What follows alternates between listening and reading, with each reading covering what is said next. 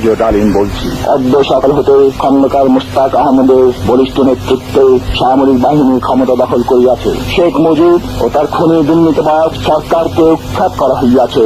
এখন হতে সারা দেশে সামরিক আইন জারি করা হলো। আপনারা সবাই আমাদের সাথে সহযোগিতা করুন। আপনারা নিশ্চিন্ত থাকুন, কোনো অসুবিধা আপনাদের হইবে না। বাংলাদেশ জিন্দাবাদ। 1975-এর 15ই আগস্ট ইথারে ভাইসা আসা এই বজ্র নির্ঘোষ শুনছিল দেশবাসী।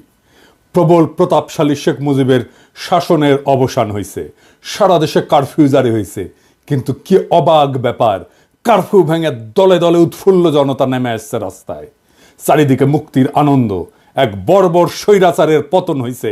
তারপর সন্ধ্যাবেলা খন্দকার মোস্তাকের পাশে কোমরে রিভলভার গুজে যেই অফিসার শপথ নেওয়াতে যাচ্ছেন তিনিই ছিলেন মেজর ডালিম।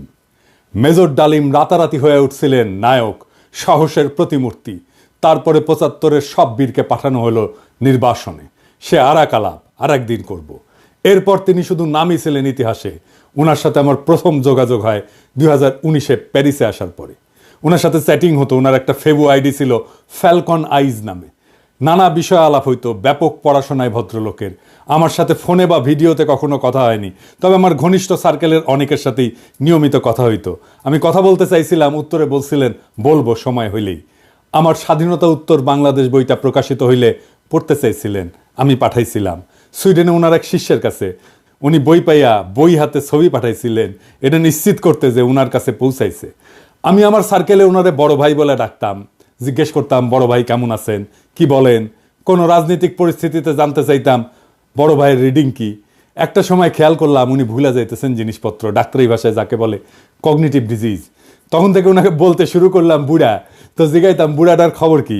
যাই হোক, উনি নাকি বলছেন যে ওনার বয়স 75 বছর, আসলে ওনার বয়স 78 বছর। ওনার জন্ম 1946 সালে উইকিপিডিয়ার তথ্য অনুসারে। 64 সালে বিমান বাহিনীতে যোগ দেন ঠিক 18 বছর বয়সে। বুড়া বয়সে 3 বছর কম হয়ে বলছে আর কি। আমার অনুমান ভুলে বলছে।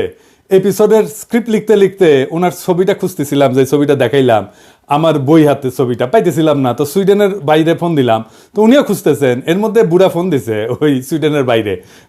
তো উনি যখন জানলেন যে আমি লাইনে আছি, উনি স্পিকারে দিলেন, আমি শুনতেছি। উনি বলতেছেন, আমাদের দুইজনকে স্পিকারে দিলেন। উনি জিজ্ঞেস করলেন পিনাকি কি দেখছে আমার লাইভ। আমি বললাম হ দেখছি বড় ভাই। তো সুইডেনের বড় ভাই ওনারা বলতেছেন, আপনি পিনাকির বই হাতে একটা ছবি তুলছিলেন না, আছে ওইটা। আমি শুনতেছি। তো বুড়া বলতেছে, পিনাকি বই লিখছে নাকি? কই, আমি তো দেখি নাই। তো রিসেন্ট মেমোরি নাই হয়ে যাইতেছে, আর্লি সাইন অফ আলঝেইমার্স। যাই হোক, বুড়া আমাদের মাঝে আরো অনেকদিন বাইচা থাকেন। ওনার লাইভ এপিসোড করছে ইলিয়াস। এইটাই সম্ভবত বাংলাদেশের মানুষের সর্বোচ্চ দেখা লাইভ। ইউটিউবে একসঙ্গে সর্বাধিক সংখ্যক দর্শকের লাইভ স্ট্রিমের রেকর্ডটা 8 মিলিয়ন। তবে এইটা বাংলা ইউটিউবের সর্বোচ্চ, এটা নিঃসন্দেহ। এবং আমার মনে হয় এই রেকর্ড আর কেউ কখনো ভাঙতে পারবে না। এইবার আসেন এপিসোডের প্রসঙ্গে। বাম, আওয়ামী লীগ আর প্রগতিশীল বিএনপির পুচ্ছে আগুন লাগিয়েছে একই সাথে। যাই হোক, আমি সবগুলা আগুন নিয়ে আজকে কথা বলবো না, কয়েকটা আগুন নিয়ে কথা বলি। প্রথম অভিযোগ কি, মেজর ডালিম নাকি খুনি। আসলে কি মেজর ডালিম খুনি? আসলে না খুঁজে দেখি। বিপ্লবী এবং সৈনিকদের খুনি বলা যায় না, কারণ তাদের কর্মকাণ্ড এবং উদ্দেশ্য সাধারণ অপরাধীর সাথে তুলনা করা যায় না। আদালত যখন প্রাণ নেয় সেটাকে খুন বলা যায়? একজন সৈনিক যখন দেশের শত্রুকে হত্যা করে সেটা কি অপরাধমূলক কাজ? একজন নারী যখন তার ধর্ষককে হত্যা করে ফেলে ধর্ষণের সময়, সেটা কি অপরাধ? না, সেটা না। কেন না? এর কয়েকটা কারণ আছে, বুঝে দেখি। 1 নম্বর কারণ, নৈতিক পার্থক্য, মোরাল জাস্টিফিকেশন। বিপ্লবীরা সাধারণত বিদ্যমান শাসন ব্যবস্থার অন্যায় বা নিপীড়নের বিরুদ্ধে সংগ্রাম করে। তাদের কর্মকাণ্ড একটা বৃহত্তর সামাজিক এবং রাজনৈতিক পরিবর্তনের উদ্দেশ্যে পরিচালিত হয়, বৃহত্তর স্বার্থে। নৈতিক দৃষ্টিকোণ থেকে এটা ন্যায় যুদ্ধ, জাস্ট ওয়ার, এই ধারণার সাথে সম্পর্কিত। সৈনিকেরাও একটা প্রতিষ্ঠিত রাষ্ট্র বা আদর্শ রক্ষার জন্য কর্তব্য পালন করেন। 2 নাম্বার, উদ্দেশ্যের মাহাত্ম্য। এটাকে ইংরেজিতে বলে এন্ডস ভার্সেস মিনস। বিপ্লবী বা সৈনিকদের কর্মকাণ্ডের উদ্দেশ্য ব্যক্তিগত স্বার্থ না, বরং এটা বৃহত্তর সমাজ জাতির জন্য। দার্শনিক ইমানুয়েল কান্ট বা জন স্টুয়ার্ট মিলের মতবাদে উদ্দেশ্যের গুরুত্ব এবং প্রভাব নিয়ে আলোচনা আছে।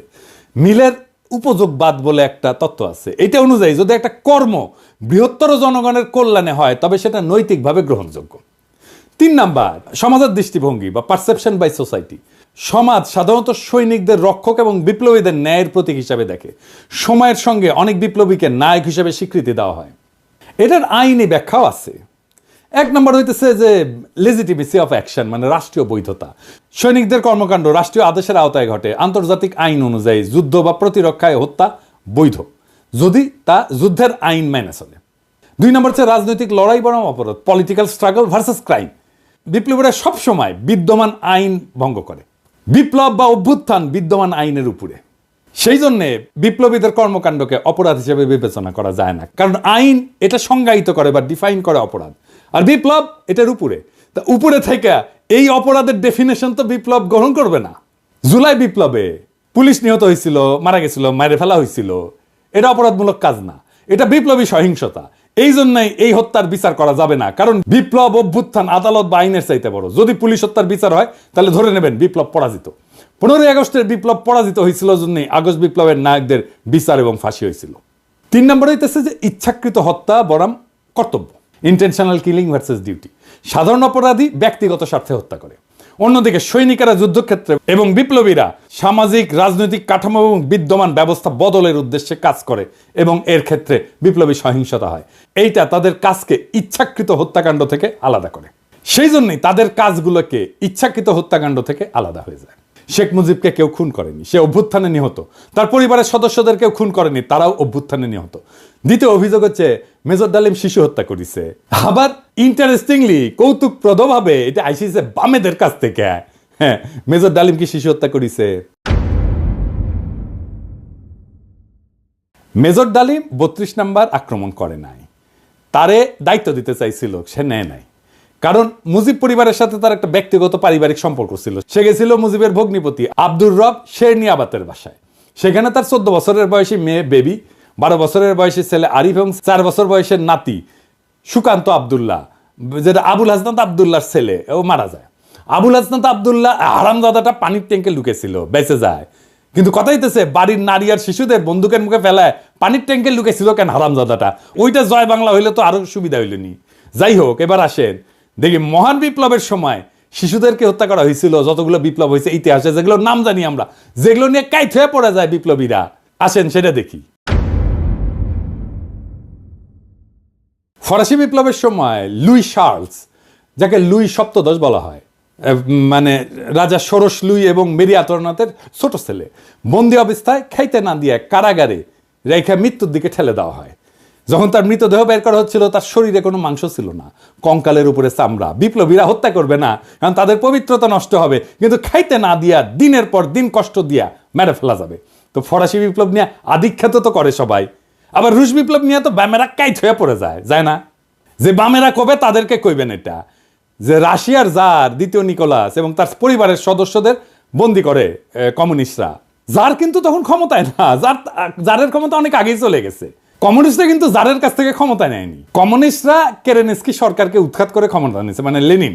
ক্ষমতা নেওয়ার পরে 18 সালে 17 জুলাই একসাথে হত্যা করে এই জারের পরিবারকে, তার স্ত্রী আলেকজান্দ্রা এবং তাদের 5 সন্তান, অলগা, তাতিয়ানা, মারিয়া, আনাস্তাসিয়া এবং অ্যালেক্সি।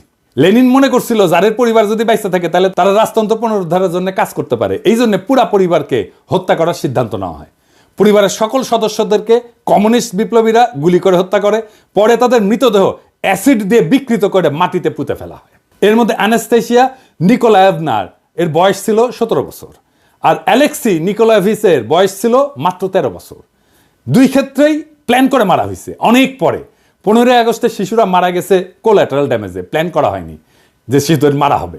এখন আমরা যদি বলি মেজর ডালিমেরা তো শিখেছে ফরাসি আর রুশ বিপ্লব থেকে, উত্তর আছে আগে বামেরা লেনিনের বিচার করুক, ফ্রেঞ্চ রেভলিউশনের বিপ্লবীদের বিচার করুক, জবাব আনুক, আমরা তারপরে জবাব দেব। এখন অনেকের মনে প্রশ্ন এসছে যে মেজর ডালিম কি তাহলে দেশে ফিরবেন বা ফিরতে পারবেন? আমাকে সুইডেনের ভাই, বড় ভাই, যিনি মেজর ডালিমের শিষ্য, উনি বলছেন ওনারে তো দেশে আনা দরকার।